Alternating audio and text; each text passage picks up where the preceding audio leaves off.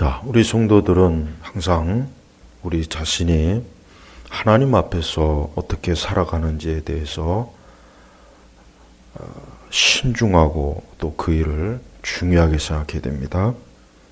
하나님께서는 우리 성도들이 하나님 앞에서 우리를 세우셨을 때 어떤 값을 치렀는지를 우리가 절대 잊지 않기를 원합니다.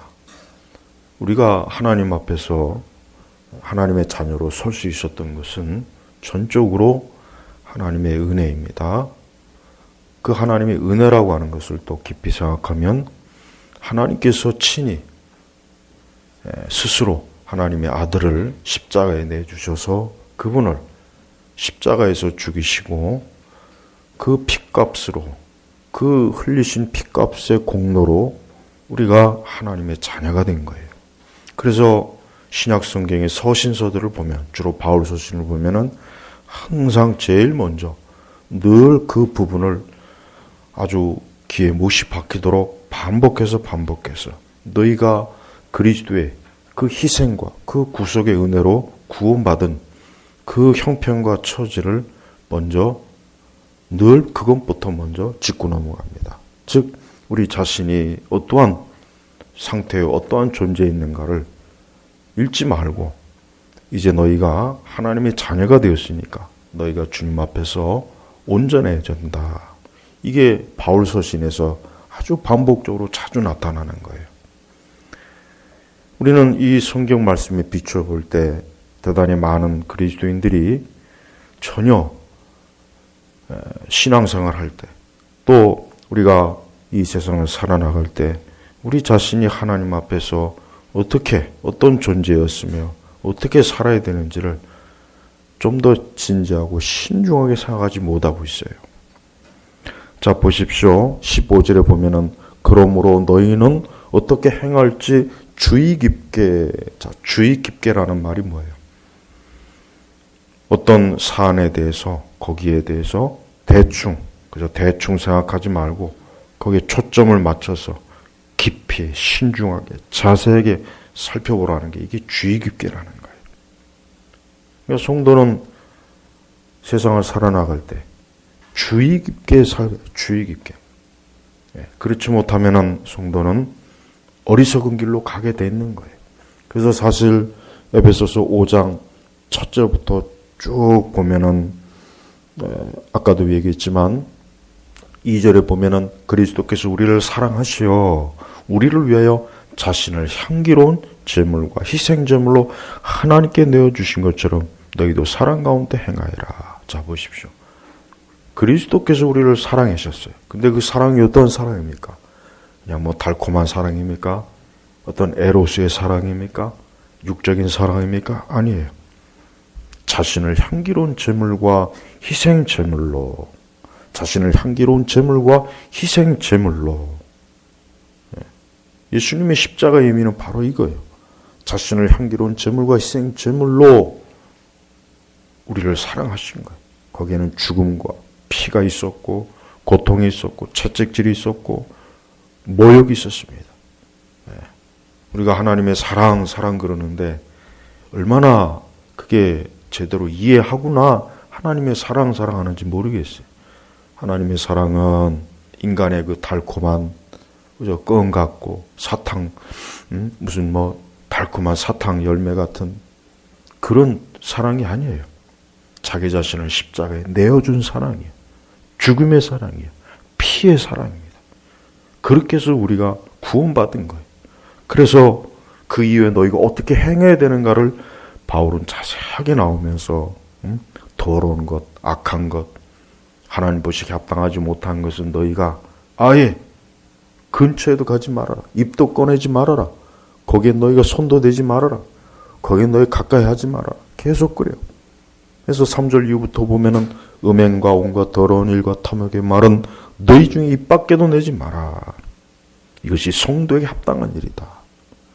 그러니까 성도에게 합당한 일과 합당하지 않은 일이 있다는 것을 바울 사도는 어때요? 구체적으로 지적을 해요. 그게 바로 주의 깊은 거예요.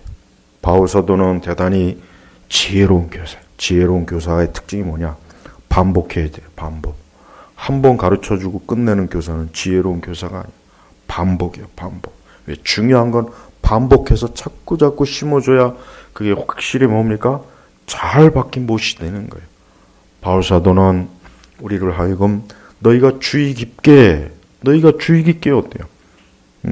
하나님 앞에서 어떻게 행해야 될지, 어떻게 살아야 될지를 신중하게 너희가 생각하라. 그래서 그러므로 너희는 어떻게? 그러므로. 그러니까 바로 2절 이후부터 계속 4절에 보면 더러운 말과 어리석은 말과 희롱의 말은 마땅치 않으니 오히려 감사의 말하라. 맞아요. 이것도 성도에게 합당한 거예요. 또 5절에 보면은 너희는 이것을 분명히 알아라. 음행하는 자나 더러운 행하는 자나 탐심을 부은 자나 곧 우상 숭배자는 다 그리스도와 하나님 나라에서 유업을 얻을 수 없다. 그래요. 성도는 하나님 나라의 유업을 얻은 자예요. 너희는 하나님 나라의 유업을 얻었기 때문에 너희는 이와 같은 죄를 근처에도 가면 안 된다. 바울은 또 주의 깊게 또 지적해 주죠. 또 6절에 아무도 헛된 말들로 너희를 속이지 못하게 하여라. 이게 누굽니까? 이단이요. 이단 교사들입니다. 거짓 교사들입니다. 거짓 교사들이 어때요? 속이는 말로 우리를 그리스도의 복음에서 믿음에서 떠나게 하잖아요. 그러면서 또 8절로 넘어가면은 너희가 전에는 어둠이었으나 이제는 주님 안에서 빛이다. 빛의 자녀들 행하여라. 빛이다. 우리의 신분을 다시 한번 명확하게 밝혀주는 거예요. 우리는 빛의 자녀입니다. 또 9절에 보면은 빛의 열매는 모든 선함과 의로움과 진실함에 있다. 빛의 자녀는 빛의 자녀답게 열매가 있는 거예요. 열매가 없는 빛의 자녀는 없다는 것을 바울은 지금 지적하는 것입니다. 그러면서 10절에 보면은 주님을 기쁘시게 할 것인 무엇인지 분별하도록 하여라. 이제 좀 더 적극적으로 너희가 빛의 자녀요. 하나님 나라의 유업을 받은 자요. 너희가 그리스도의 그 향기로운 제물과 희생 제물로 구원받은 자라면 어떻게 합니까? 주님을 기쁘시게 할 것이 무엇인지 분별하도록 하여라. 여기서 이 분별하는 것과 여기서 분별하는 것과 15절에 주의 깊게 살피는 것은 같은 거예요. 같은 겁니다. 성도는 항상 잘 분별해야 되고 주의 깊어야 돼요. 그게 성도의 특징입니다. 신앙생활 하는 사람이 설령 그 이전에는 주의 깊지 않았고 어리석었고 방탕했고 밀어냈고 어둠을 쫓았고 죄악을 일삼았고 그가 혹 방탕한 길로 갔다 할지라도 그리스도 예수 안에 들어오는 순간 벌써 그때부터는 내가 주의 깊게 그리고 하나님이 기뻐하실 것이 무엇인지 항상 분별하는 일에 늘 신경을 써요. 이젠 그게 가장 중요한 게 돼버렸어요. 그게 가장 중요하고 조심스러운 일이 돼버린 거예요. 그러면서 11절에 또 뭡니까? 너희는 열매 없는 어둠의 일들에 참여하지 말고 오히려 그것을 책망하여라. 네. 열매 없는 어둠의 일에 참여하지 말아라. 그것이 무엇이든 간에 열매가 없는 어둠, 그러니까 죄악된 일이죠. 자, 그러면서 15절로 그러므로 너희는 어떻게 행할지 주의 깊게 살펴 어리석은 자들과 누가 어리석은 겁니까? 누가 어리석은 자이겠습니까? 바로 3절, 4절, 5절, 6절 지금까지 쭉 바울이 지적한 이 세대 어둠에 속한 자들의 열매, 어둠의 열매, 죄악의 열매, 멸망에 처한 자들이 가는 그런 길에 선 그러한 길로 너희는 가지 말아라. 그러한 길에서 멀어져라. 그러한 자들과 함께 하지 말아라. 그래서 어리석은 자들과 같이 하지 말고 어리석은 자들의 특징은 다른 게 없습니다. 욕망이에요. 욕망. 그 다음에 본능이에요. 충동적이에요. 감정적입니다. 그리고 일시적이에요. 그러니 어리석은 자들은 오직 뭡니까? 잠깐 동안에 육신의 정욕과 쾌락과 즐거움과 기쁨과 충동적이고 본능적으로 살아요. 꼭 뭐 같습니까? 짐승이에요. 짐승하고 똑같습니다. 여러분, 거듭나지 못하고 중생한 사람들이 아무리 멋있게 옷을 차려입고 학식으로 무장하고 세련된 매너와 예의 바르고 예절이 있다고 해도 그들 중심에는 어때요? 그들 중심에는 대단히 육적이고 본능적이고 사납고 맹수의 기질이 있어요. 왜 그럽니까? 그들 자신이 빛에 속한 자가 아니에요. 어둠에 속한 자입니다. 지금과 같이 여러분 이렇게 어지럽고 혼란한 시대, 특별히 우리 성도들은 오늘 이 말씀이 정말 중요합니다. 그러므로 너희는 어떻게 행할지, 여기서 뭐라고 했습니까? 어떻게 믿을지라고 했습니까? 행할지. 믿음은 구체적으로 행동으로 나타나게 되어 있는 거예요. 믿음은 구체적으로 행동으로 나타나게 되어 있는 것입니다. 그러니까 바울 사도가 뭐라고 했습니까? 그러므로 너희는 그들에게 동참하지 말아라. 감사의 말을 하여라. 어리석은 말을 너희 입 밖에도 꺼내지 말아라. 빛의 자녀들과 행하여라.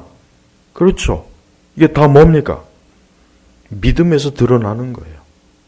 저는 이 부분에 있어서 믿음으로 구원받는 것을 잘못 이해하는 사람들이 많은 것에 대해서 굉장히 안타깝게 생각합니다. 우리가 주 예수 그리스도를 믿음으로 구원받는 것은 그것은 성경의 진리입니다. 그러나 거기에서 만약에 끝난다면 너무나 많은 사람들이 진정 예수 그리스도를 믿는 것이 무엇인지 그들 자신도 알지 못하고 그만 속일 염려가 있어요. 그래서 좀 더 우리는 말씀에 주의해야 됩니다. 예, 맞아요. 우리는 우리가 믿는 바를 나타나게 돼 있어요. 그러니까 너희는 어떻게 행할지 주의 깊게 살펴. 자기 자신을 살피라는 거예요. 성도는 자기 자신을 살펴요. 내가 지금 빛에 속해 있는 자인가? 내가 지금 어둠에 속한 자가 아닌가? 내가 빛의 선한 열매를 맺고 있는가? 하나님이 기뻐하시는 쪽으로 가고 있는가? 내가 행여라도 육신의 정욕과 타락한 본성대로 가고 있지 않은가? 어리석은 거짓 교사의 말을 따라가고 있지 않는가? 하나님 보시기에 합당한 선한 빛의 자녀로서의 그런 믿음의 삶을 살고 있지 않은가? 자기 자신을 주의 깊게 살피는 거예요. 자기를 살피는 거예요. 그래서 뭡니까? 어리석은 자들과 같이 하지 말고, 어리석은 자는 다른 게 아닙니다. 그들은 이 세상이 전부입니다. 이 땅이 전부입니다. 그들에게는 하늘이 없어요. 천국이 없어요. 영생이 없습니다. 그런 거 아예 꿈도 꾸지 않습니다. 그런 걸 얘기하면은 헛소리로 미친 소리로 듣습니다. 그들은 오직 자신의 본능에 충실해요. 육신의 정욕에만 빠져 있어요. 일시적이에요. 이 땅에만 속해 있어요. 그러나 지혜로운 자들은 어떤 사람입니까? 정반대예요. 그들은 영원한 관점, 영원한 곳에 소망을 두고 있어요. 영원한 곳에다 그들은 항상 목표를 두고 있어요. 자신의 인생 전체를 영원한 곳에 두고 있기 때문에 그 사람들은, 지혜로운 사람들은 이 땅의 일들로 인해서 흔들리지 않아요. 우리가 만약에 이 세상의 전부라면 우리는 이 땅의 일에 우리는 흔들려야 됩니다. 이 땅에 맞춰서 살아야 됩니다. 이 세상의 풍습과 관습에 매여야 됩니다. 우리도 육신적으로 가야 됩니다. 우리도 본능적으로 살아야 될 겁니다. 그러나 성도는 영원한 관점에서 우리는 하늘을 바라보는 사람이에요. 우리는 영생과 천국을 바라보는 사람이에요. 그게 바로 지혜로운 사람이에요. 이 세상은 그래서 지혜로운 사람과 어리석은 사람, 항상 이 두 종류로 나눠요. 지혜로운 사람은 땅에 속한 자예요. 그들은 땅에 뿌리를 내리는 사람이고,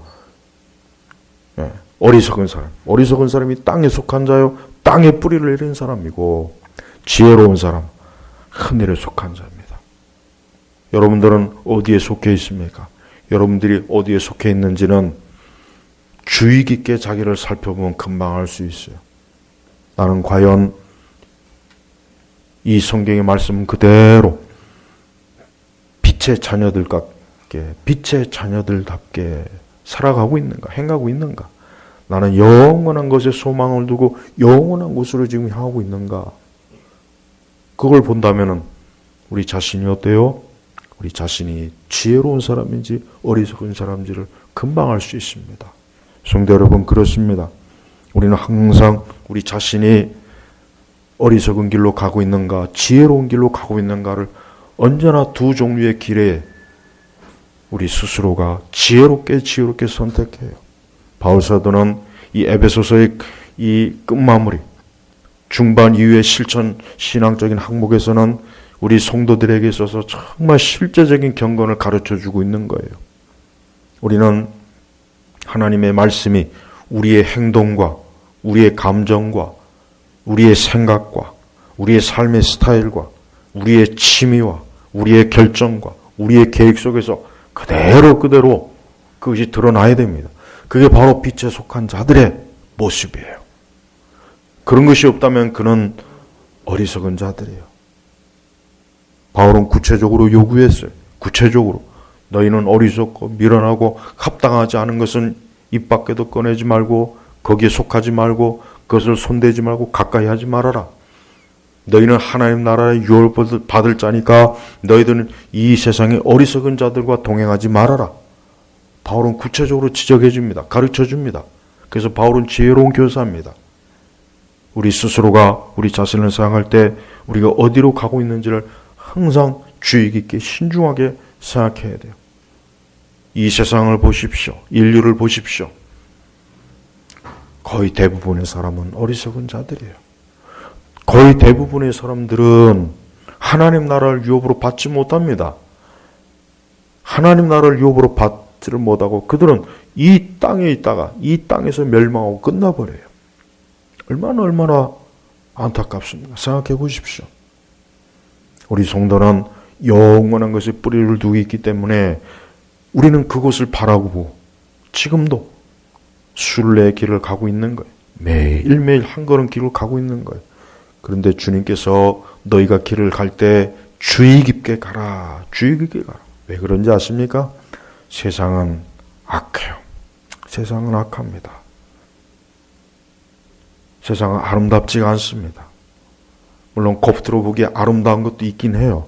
그러나 실제로 이 세상의 배후에는 죄와 악한 마귀와 이 더러운 영들이 이 배후에 도살해서 많은 사람들을 어리석은 길로, 멸망의 길로, 그릇된 길로 이끌어서 결국 저들을 무너뜨리는 게 그게 바로 이 세상이에요.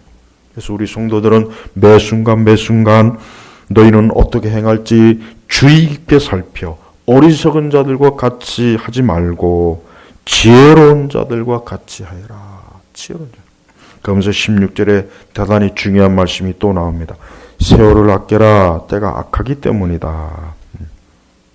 세월을 아껴라. 때가 악하기 때문이다. 좀 더 이 말씀을 원어에 더 정확하게 풀어본다면 기회를 살아. 세월을 아끼라고 하는 것은 뭡니까? 우리에게 주어진 시간과 날의 기회를 소유해라. 살아. 얻으라는 것. 그러니까 좀 더 이것을 쉽게 얘기하면 뭡니까? 가장 간단한 것은 시간을 낭비하거나 허비하지 말아라 이거겠죠. 시간을 낭비하거나 허비하지 말아라. 사람의 일생 중에 대단히 많은 시간을 거의 대부분을 보면은 시간을 낭비하고 허비하는 일들이 많아요. 저는 무엇보다도 이 말씀 자체가 그리스도인들에게 주어진 말씀이기 때문에 그리스도인들에게 적용하는 게 중요합니다. 우리 성도들은 헛되고 무익한 곳에 시간을 쓰지 않도록 하십시오. 우리 자신이 영적으로 하나님 보시기에 합당하지 않는 일에 시간을 쓰거나 거기에 허비하지 마십시오. 그리고 매 순간 우리 자신의 길을 우리가 어디로 가고 있는지 스스로를 잘 인식하면서 우리 인생을 살아야 돼요. 그렇지 않고 아무 생각 없이 정신줄 놓고 이 세상을 그저 좋은 것으로만 생각해서 그저 먹고 마시고 즐기자. 인생이 뭐 있겠느냐. 그렇게 살지 말라는 거예요. 그래서 세월을 아껴라. 또 왜 그러는가? 때가 악하기 때문이다. 때가 악합니다. 때가 악해요. 악합니다. 보십시오. 우리 지금 보십시오. 지금도 이 세상의 때가 어때요? 악하잖아요. 악합니다. 교회를 핍박하죠. 믿는 자들을 핍박해요. 여러분 이 세상의 악의 이 결정체는 항상 보면 꼭 교회를 꼭 건드려요. 믿는 자들을 핍박해요. 때가 악한 거예요. 늘 그렇습니다.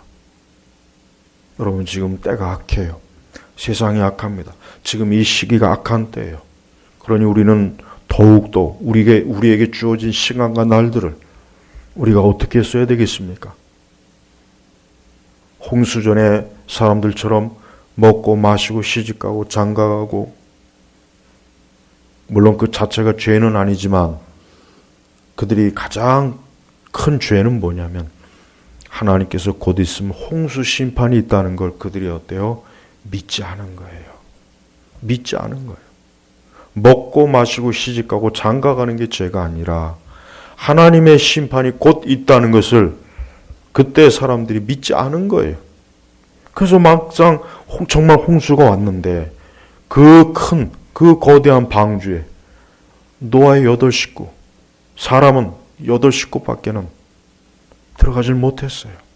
더 많은 사람이 들어갈 수 있는 공간이 있었어요. 여유가 있어요. 근데 예수님은 또 뭐라고 하셨습니까? 앞으로 주님이 오실 때, 심판의 때에도 노아의 홍수 때와 똑같다 그랬습니다. 똑같다 그랬습니다. 반복이 되는 거예요. 반복이 돼요. 인간의 본성이 타락하고 악하다면 여전히 반복되는 거예요. 똑같은 거예요. 그러니 우리는 성경에서 말한 그러한 교훈을 잊으면 안 됩니다. 앞으로도 그럴 겁니다.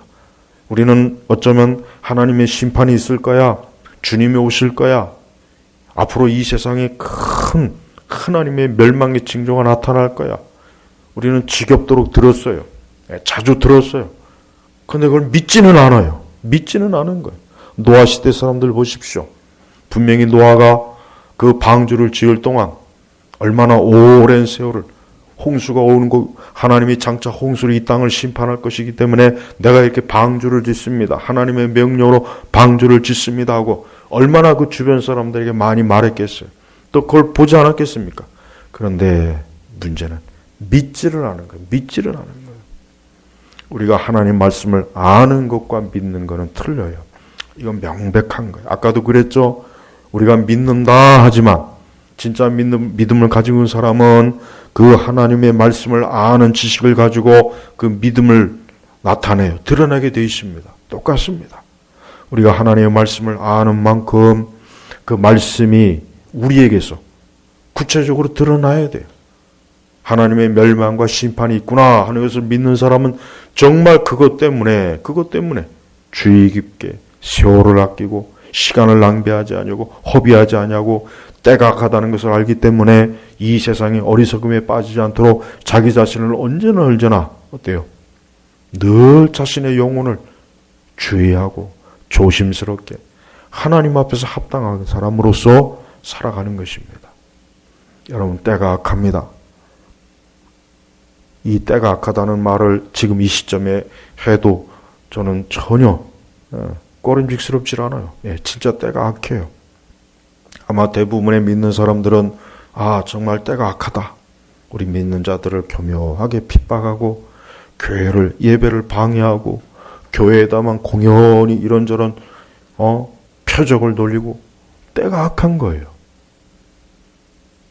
또한 세상은 좋은 때라는 건 없었어요. 궁극적으로. 우리 믿는 성도들에게 좋은 때라는 건 사실 없었어요. 우리에게 진정 좋은 때는 언제입니까? 우리가 하나님 나라에 들어갈 때예요. 우리가 천국에 입성할 때입니다. 우리가 주님의 보좌 앞에 설 그때가 가장 좋은 때입니다. 그러나 그 전까지는 주의 하신 말씀처럼 때가 악하기 때문이다. 그러면서 17절로 넘어가면 같이 읽겠습니다. 그러므로 지각 없는 자가 되지 말고 오히려 주님의 뜻이 무엇인지 분별하도록 하여라. 그러므로 지각이라고 하는 게 뭡니까? 지각. 사람이 지혜와 지식을 가지고 생각을 하면서 판단하는 게 그게 지각이에요. 그게 지각이에요. 짐승은 없어요. 짐승 아까 얘기했죠? 짐승은 본능이에요. 본능이요. 충동이요.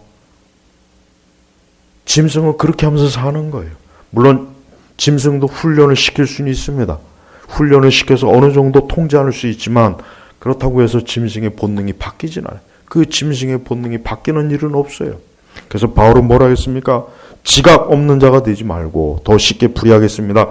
짐승 같은 자가 되지 말고 본능에 의해서 살지 말고 충동에 의해서 살지 말고 감정적이고 일시적으로 살지 말고 오히려 주님의 뜻이 무엇인지 분별하도록 하여라. 주님의 뜻이 무엇인지, 주님의 뜻이라고 하는 건 뭐겠습니까? 하나님 말씀 전체를 말하는 거예요. 주님의 뜻은 하나님께서 말씀하신 전체를 말하는 거예요.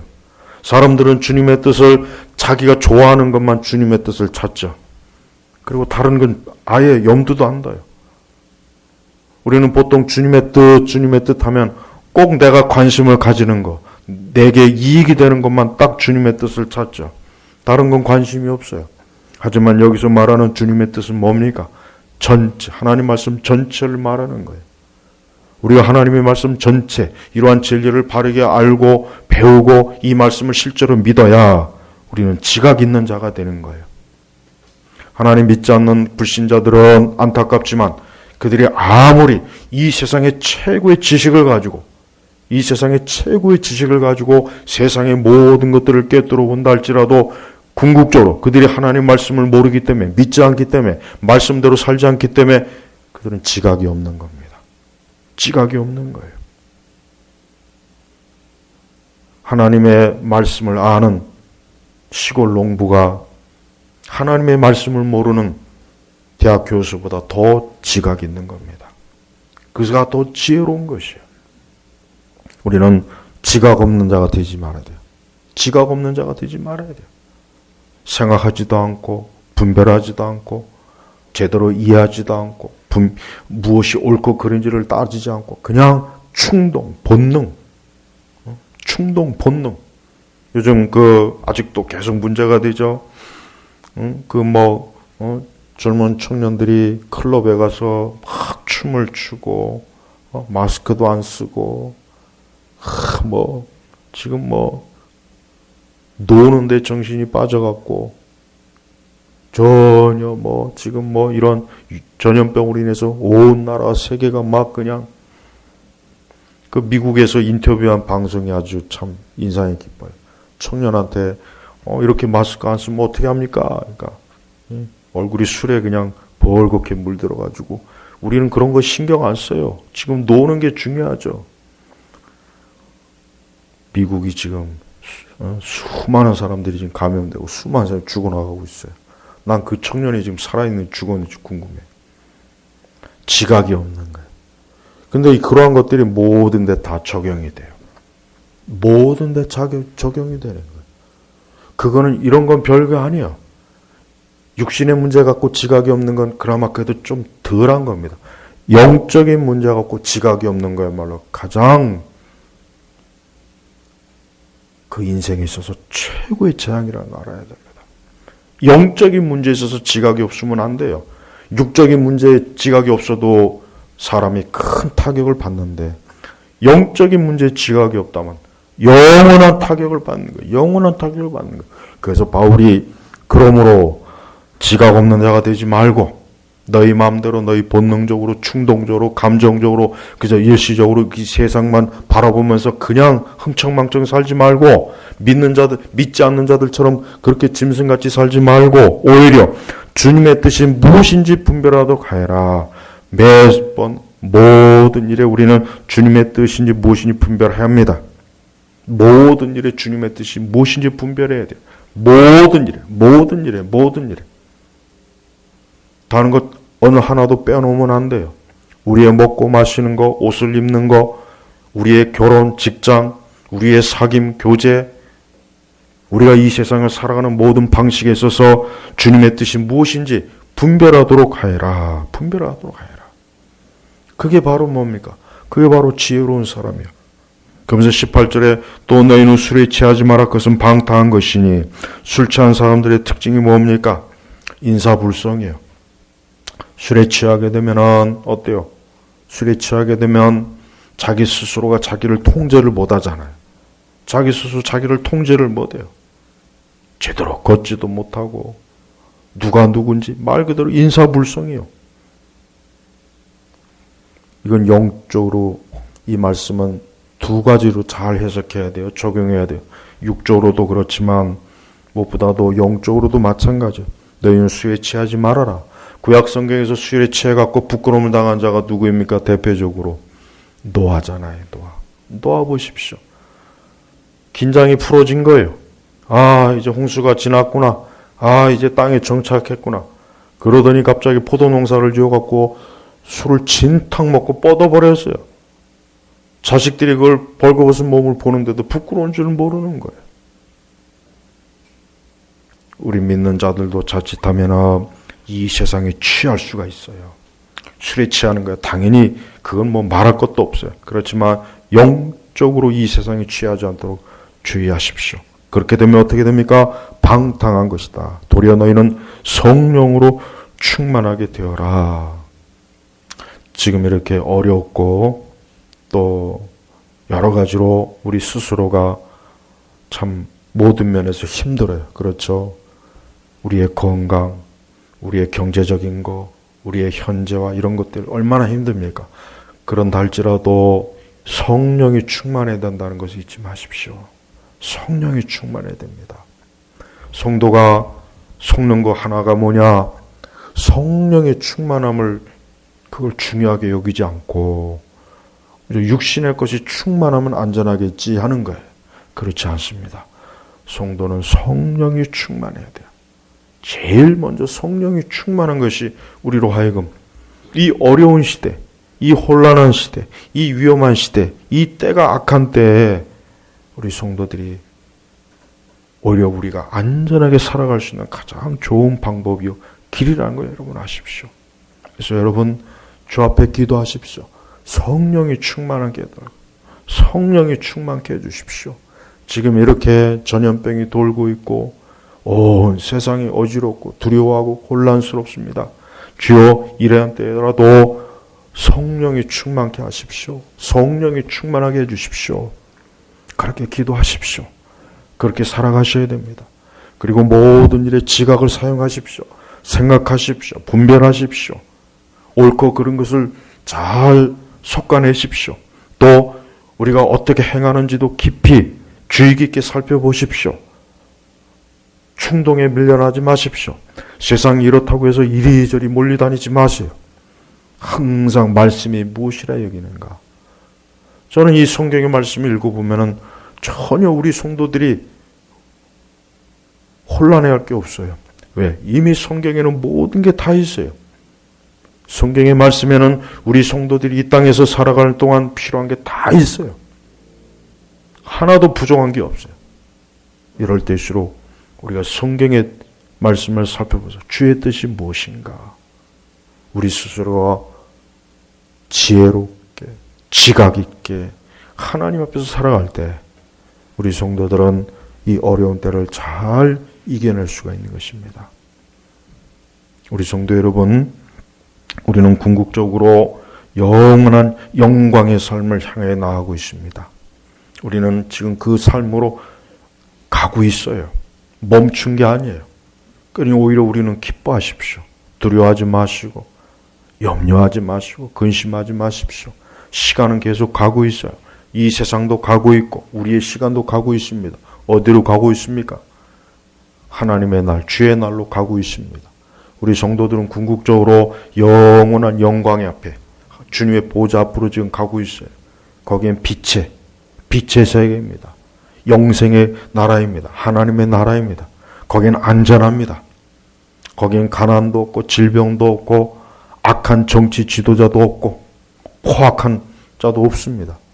거기엔 불의한 자가 없습니다. 거기는 정말 하나님 앞에서 그리스도의 핏값으로 산 거룩한 자들만 들어가는 곳이에요. 우린 지금 그곳을 향하고 있어요. 그러니까 오히려 기뻐하시고 안심하십시오. 하나님께서 우리를 보호하고 계셔요. 우리를 지켜주고 있어요. 하지만 세상은 악해요. 이 세상은 소망이 없습니다. 이 세상은 설령 이런 일이 없어도 어차피 소망이 없는 것이에요. 그러니 우리 성도들은 이런 때일수록 오늘 말씀처럼 그러므로 너희는 어떻게 행할지 주의 깊게 살펴 어리석은 자들과 같이 하지 말고 지혜로운 자들과 같이 하여라. 우리의 지혜가 누구입니까? 그리스도예요. 우리 주 예수 그리스도야말로 지혜예요. 그분이 지혜자십니다. 매일매일 주님과 동행하면서 영생의 길로 가고 빛의 영원한 주님의 존전 앞에 가는 것을 믿음을 가지시고 바라보십시오. 거기에 큰 소망이 있고 기쁨이 있고 안전함이 있습니다. 우리는 홀로 있는 것이 아니라 주께서 함께 하시니까 우리 성도들 이 악한 때, 악한 시절, 악한 상황 속에서 오늘 이 말씀처럼 살아가시길 주님의 이름으로 축복합니다. 기도하겠습니다. 하나님 아버지 감사합니다. 오늘 시간에도 우리에게 주신 이 거룩한 생명의 말씀, 이 지혜로운 말씀, 이 거룩한 은혜의 말씀을 가지고 우리가 복되게 인생을 살아가도록 이끌어 주옵소서. 감사하며 예수님의 이름으로 기도 올렸습니다. 아멘.